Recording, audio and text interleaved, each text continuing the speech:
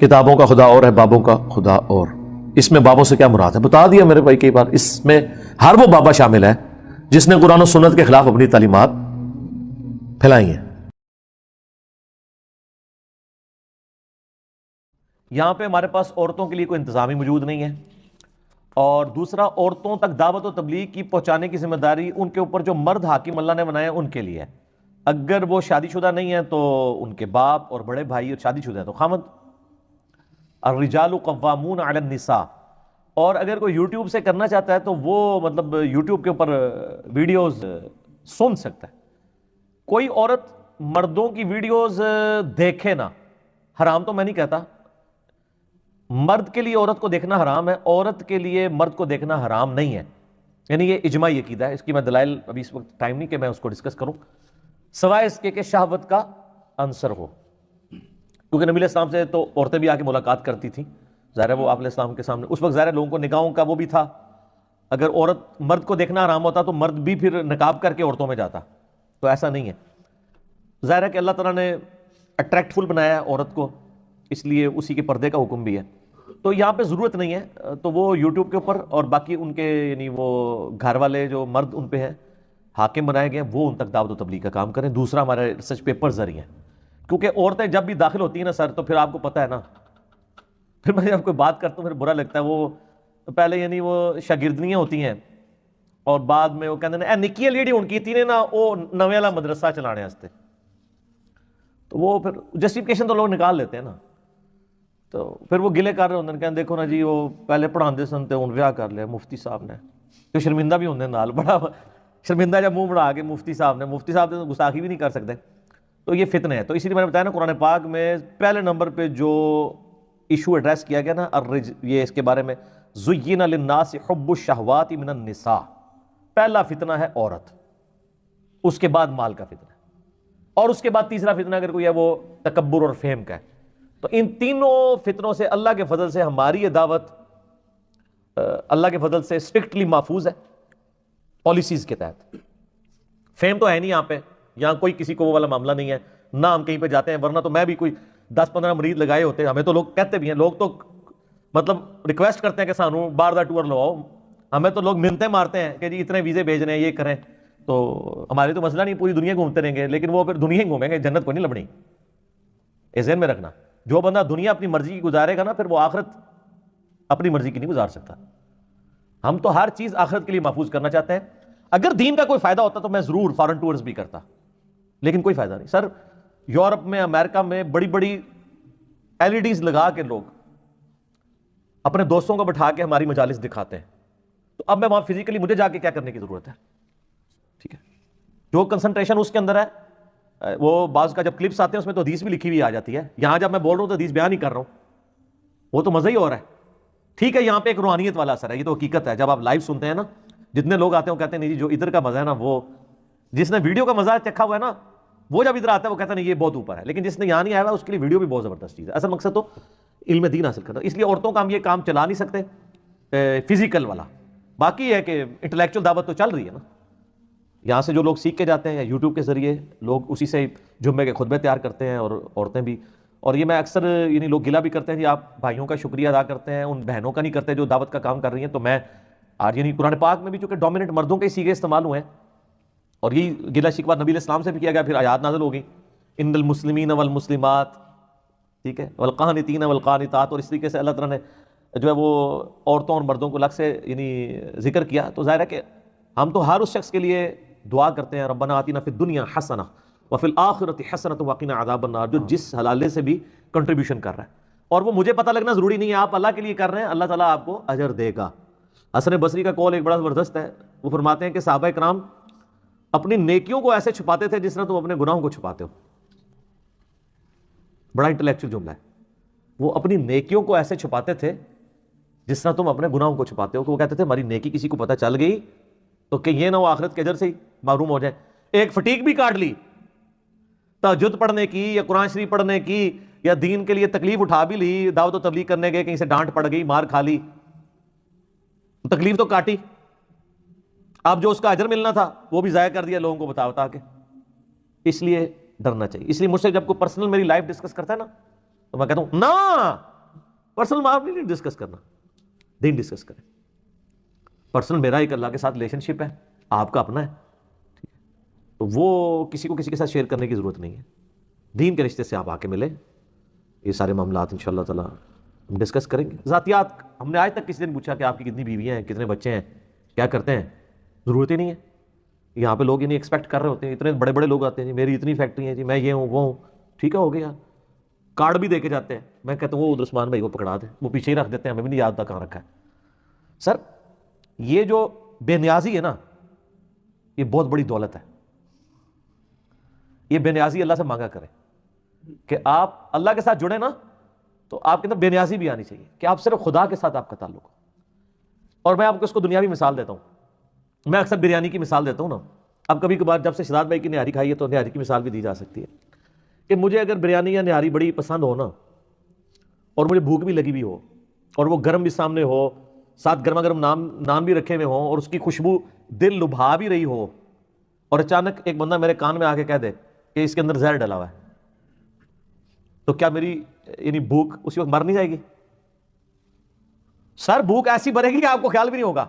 جس طریقے سے آپ جب بڑا تیزی سے پیشاب آیا ہوتا ہے اور لگتا ہے کہ بڑی مشکل سے واش روم تک پہنچیں گے، جیسے ہی آپ واش روم کے باہر پہنچتے ہیں اور وہ اندر سے بند ہوتا ہے تو پیشاب رک جاتا ہے خود بخود ہی. کیوں؟ سر یہ اللہ نے رکھا ہوا ہے سسٹم، یہ اسٹیٹ آف مائنڈ ہے. وہ سگنل آتے ہیں کیونکہ آپ پھر ایک اور اسٹیٹ آف مائنڈ میں اگر نہ رکے تو مصیبت کھڑی ہو جائے. اس طریقے سے جب آپ کو سخت بھوک لگی ہوئی اور آپ کو کوئی زہر بتا دے سر آپ 2 دن کے بھوکے بھی ہونا، آپ کی بھوک ختم ہو جائے گی، کیونکہ آپ کو وہ مروان لگا سی ہوئی، کیونکہ آپ کی نظر اس کی برائی کی طرف چلی جاتی ہے تو آپ کو چیزیں اٹریکٹ نہیں کرتی. اسی طریقے سے اللہ کے فضل سے ہم اللہ تعالیٰ سے جو جنت کی اور ان ابدی نعمتوں کی امیدیں لگائے بیٹھے ہوئے نا، اس کے پیغمبر کے سچے وعدوں کی بنیاد کے اوپر اور اس کی کتاب میں، یقین کریں یہ جب آپ ہمیں ان چیزوں پہ اٹریکٹ کرتے ہیں نا تو ہمیں ان ساری چیزوں میں زہر ڈلا ہوا نظر آتا ہے. ہمیں وہ چیزیں اٹریکٹ ہی نہیں کرتی ہیں. نہ کوئی فارن ٹور اٹریکٹ کرتا ہے، نہ کوئی مال اٹریکٹ کرتا ہے، نہ کوئی فیم اٹریکٹ کرتا ہے، نہ کوئی کسی کا پروٹوکول اٹریکٹ کرتا ہے، کیونکہ ہمیں لگتا ہے کہ یار اس کی وجہ سے کہیں ہماری آخرت داؤ پہ نہ لگ جائے. تو چاہے بریانی پسند ہے لیکن جب اس کے زہر کی طرف نظر جاتی ہے تو اس کی ساری جو اٹریکشن ہے وہ کافور ہو جاتی ہے.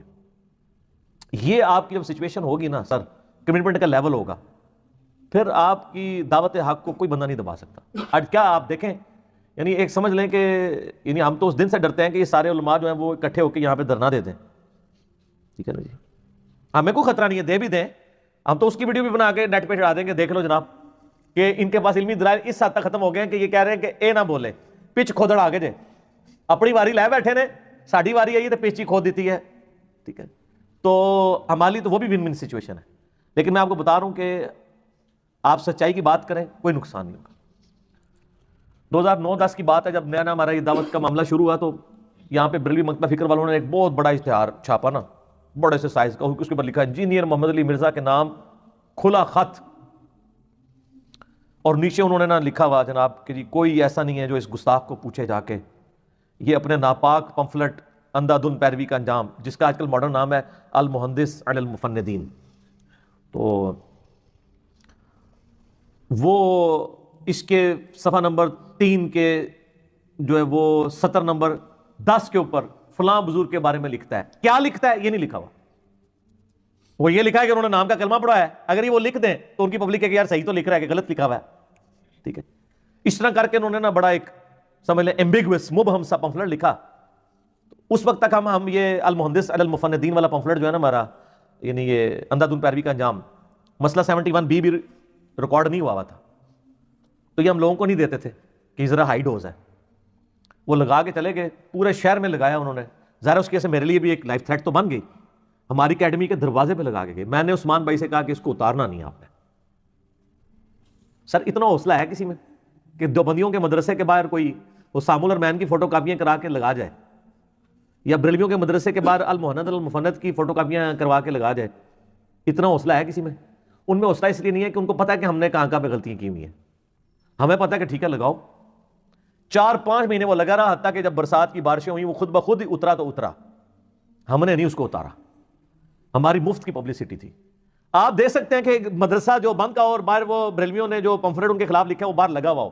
یہ تو دوسرے کے جلسوں کے اشتہار بھی پڑھوا دیتے ہیں. میں نے کہا یہ بڑا فائدہ ہے اس کا، جب یہ پڑھیں گے ایک تو ہمارا گڈ جیسچر جائے گا کہ ٹھیک ہے آپ کو اختلاف رائے کا اس حد تک حق ہے کہ آپ یہاں پہ، ہم نے یہاں تک الاؤ کیا کہ آپ ہمارے خلاف پمفلٹ بانٹ سکتے ہیں آ کے. سر لوگ بانٹتے رہے ہیں، ہمارا درس ختم ہوتا تھا نیچے لوگ پمفلٹ لے کے کھڑے ہوتے تھے، تو میں نے کہا تھا بانٹیں. وہ سر ہمیں کس چیز کا خطرہ ہے، کیا بانٹیں گے، ہمارے خلاف کون سی چیز ہے جس کو بانٹیں گے، ہم تو کتاب و سنت پیش کر رہے ہیں. تو وہ بانٹتے تھے کہ اس نے فلاں بزرگ کی گستاخی کی، پھر وہ جب وہ بانٹتے تھے تو وہ آ کے پوچھتے تھے علی بھائی کون سی گستاخی کی، تو ہم کہتے تھے یہ پڑھ لیں آپ، گستاخی نہیں کیا، ہم نے بتایا کہ انہوں نے کیا کیا امت کے ساتھ، تو وہ انہی کے خلاف ہو جاتے تھے. پھر الٹیمیٹلی انہوں نے یہ حال سوچا کہ ادھر جانا ہی چھوڑ دو. وہ کراچی کے اپنا یہ جو ایک پنڈی کے مفتی صاحب ہیں مناظروں والی سرکار، وہ جیل میں آئے، انہوں نے تقریر کی باقاعدہ، اور اس میں انہوں نے کہا اوے کھوتے ہو اپنی پبلک کو، او کھوتے ہو تسی جاندے کیوں ہو دے کول گدھا کہہ کے اپنی پبلک کو، تانوں کنے کیا اتنے جایا کرو، تسی جاندے ہو تائیں پھر تسی گمراہ ہوندے ہو. ہم نے کبھی کسی کو کہا کہ کھوتے ہو اتنے کو جاندے ہو، اسی تے دھکے مار مار کے بھیجنے ہیں جاؤ مفتیاں کول تاکہ تانوں پتہ لگے انہوں نے پلے کوئی شے نہیں جے. آج دیکھ رہے نا یہ ایم ہی پریشان ہے، علماء جو کلپ بنا رہے ہیں. آپ کیا سمجھتے ہیں یہ تو واقعہ سناتے ہیں، ایک بندہ ملا اور اس نے یہ کہا تو یہ ہو گیا، یہ وہ ایک بندہ ہی ملا ہوتا ہے اور ہزاروں وہ ملے ہوئے ہوتے ہیں جڑے رلے ہوندے نے انہاں نوں. ٹھیک ہے، وہ کہتے ہیں جی دیکھیں اتنی محنت کر کے ہم نے ان کو اپنی طرف لایا تھا، یہ ادھر چلے گئے. بھائی وہ اللہ کے بندے ہیں، ادھر نہیں کوئی چلا، وہ ادھر نہیں چلا، وہ ادھر آ کے جھوم کے کہہ رہے ہیں نہ میں وہابی نہ میں بابی، میں ہوں مسلم علمی کتابی. وہ دل بھی چلتا ہے ان کا، جی دل بھی چلتا ہے، دل چلتا ہے ظاہر ہے. تو وہ ہمیں کوئی فرق نہیں پڑتا. یہاں پمفلٹ ابھی بھی کسی کو اگر ہے نا تو آگے لگا لے، تو وہ خود بخود ہمیں تو فائدہ ہوگا. آپ لگائیں آ کے، لوگ جتنے پڑھیں گے، ہمیں تو جانتا ہی کوئی نہیں تھا اس وقت جب ادھر انہوں نے لوگ مشہور کیا. رہی صحیح کسر جب یوٹیوب کے اوپر انہوں نے نکالی تو انہوں نے اپنی طرف سے ٹھیک کیا کہ ان کو نظر آ گیا تھا یہ دعوت کھڑی ہو رہی ہے اور یعنی یہ تختہ الٹا جائے گا. یہ اسی طریقے سے جب آپ کو پتا نا کہ کیسر روم کو خط لکھا نا نبی علیہ السلام نے کہ جی کلمہ پڑھ لو کامیاب ہو جاؤ گے ڈبل اجر ملے گا، حضرت عیسیٰ کو ماننے کا بھی مجھے ماننے کا. تو جب وہ خط ہے اس نے سارے لوگوں سے مشورہ کیا، اس نے کہا یہ خط کوئی عام خط نہیں ہے. ٹھیک ہے، اور وہ ابو سفیان کو بلایا، پوری گفتگو صحیح بخاری میں آتی ہے. ابو سفیان کے کان میں اس نے کیا کہا تھا کہ اگر یہ ایسا ہی ہے نا تو ان قریب جدھر میں کھڑا ہوں نا ادھر اس کی حکومت ہوگی اللہ. اور وہ دیکھ لیں یرموک میں ہو گیا نا.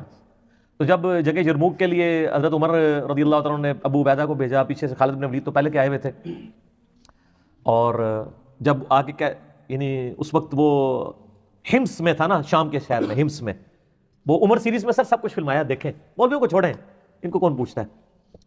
تو وہاں پہ اس کو جب بتایا کہ نا فوجیں آئی ہیں، تو وہ فوج تو نارمل جنگ لے رہی تھی کہ آپ تو سپر پاور ہے، ہمارا کیا مقابلہ ہے. اور یہ انہوں نے کہا یہ عرب کے بدو ہیں آئیں گے لوٹ مار کر کے واپس چلے جائیں گے. اس نے کہا نا اے او نہیں رہے ہونا، یہ لوٹ مار کرنے والے بدو نہیں ہیں، یہ بھیجے گئے ہیں. حتیٰ کہ کیسر روم نے جو صدیوں سے اپنی وہ شام کے اندر بیٹھا ہوا تھا وہ شام چھوڑ کے چلا گیا اور قسطنطینیہ کے اندر اس نے وہ شفٹ کر لیا اپنے آپ کو. وہ تو پھر سلطان محمد فاتح نے فتح کیا، پھر وہ سلطنت عثمانیہ بنی، لیکن جزیہ دینے پہ آمادہ ہو گئے. تو ان کو نظر آ گیا تھا یہ دعوت اب وہ والی دعوت نہیں ہے. ٹھیک ہے، اس طرح ان کو بھی اندازہ ہو گیا کہ یہ وہ والی دعوت نہیں ہے جیسے کوئی بندہ ایک کلپ چڑھا دیتا ہے کسی کے خلاف. ہم تو کسی کے خلاف چڑھا ہی نہیں رہے ہوتے، یہ تو خود اپنے آپ خلاف کر لیتے ہیں نا. آج تک آپ نے دیکھا میں نے کسی کے خلاف کلپ چڑھایا ہو؟ نہیں. میں تو کہتا ہوں یہ المحند میں انہوں نے لکھا ہے اور قرآن میں یہ لکھا ہوا ہے، فیصلہ آپ کریں. خلاف تو ہوتا ہے خام خواہ کسی نو اسی جڑا نا ادھر پوسٹ مارٹم کرنا شروع کر دی. کتاب و سنت سامنے رکھتے ہیں. یہ اندھا دھند پیروی کے انجام میں بھی آپ دیکھیں ساروں کے نام احترام کے ساتھ لکھے ہیں، عبارتیں لکھی ہیں، قرآن کی آیات حدیث لکھی ہیں، اور اینڈ پہ لکھا ہے فیصلہ آپ نے خود کرنا ہے. ٹھیک ہے نا، لیکن ان کو تو پتہ چل جاتا ہے کہ معاملات کیا ہو رہے ہیں. تو یہ میں ان علماء کا شکر گزار ہوں جو میرے بیوقوف دشمن ثابت ہوئے ہیں. میرے عقل مند دوستوں نے مجھے اتنا نفع نہیں پہنچانا تھا جتنے میرے بیوقوف دوستوں نے، بیوقوف دشمنوں نے پہنچایا ہے. بیوقوف دوست تو ادھر آئی کوئی نہیں اللہ کے فضل سے. اس کی وجہ ہے کہ ادھر جو بھی آتا ہے نا وہ علمی کتابی ہوتا ہے. ٹھیک ہے نا، وہ میرے ہی گاٹے فٹ ہوتا ہے. اگر میں کوئی گل کرتا تو مجھے کہتا ہے کتنے لکھی ہے جی، اے دسو جی. یہی لوگ جدو اتنے سے سا نہیں نکلنا کسی مولوی کے کوئی گل کر جان، انہوں کہتے نہیں جی کتنے لکھا ہے، اے تے ایسی اے گل کتنے لکھی ہے. ٹھیک ہے نا. تو میں تمہیں دسیا ہوں ریڑیاں والے، درزی، ٹھیک ہے جی، روٹیاں لانے والے، پڑھے لکھے پیکو کرنے والے. پیکو والے دی کیا بات ہے جی، وہ جناب بیبی پیکو کر رہے ہیں. ٹھیک ہے نا، علماء دا. تو سر یہ ان لوگوں نے دن نہیں دیکھا تھا کہ پبلک ان کو پوچھے گی جی اے مصنف ابن ابی شیبہ جی پورا چیپٹر ہے جی وہ آج چھوڑ کے نماز پڑھنے کا بیان. حالے تے اگلا آ رہا ہے چیپٹر، اس دفعہ اسی وہ کلپ چڑھا رہے ہیں. یہ تو جراباں دے مسے نو رو رہے سن نا، تے خالی پیر تے مسا ہو جاتا ہے. میں تو وہ روایتاں بھی چڑھاتی ہیں نے یعنی یہ باقاعدہ ابن ابی شیبہ کا چیپٹر ہے کہ وہ جو تابعین جو پاؤں پہ مسح کے قائل تھے بغیر جرابوں کے بھی، ان تو انہوں کہیں گے سر مہربانی کرو خالی نہ کرو، جراب پا کے کر لو، یہ بھی ہو جاتا ہے، یہ بھی ثابت ہے، ٹھیک ہے نا؟ تو اڈی سٹ پئی ہے تو انہوں کہیں گے یار ہے تو پھر بھی ٹھیک ہے۔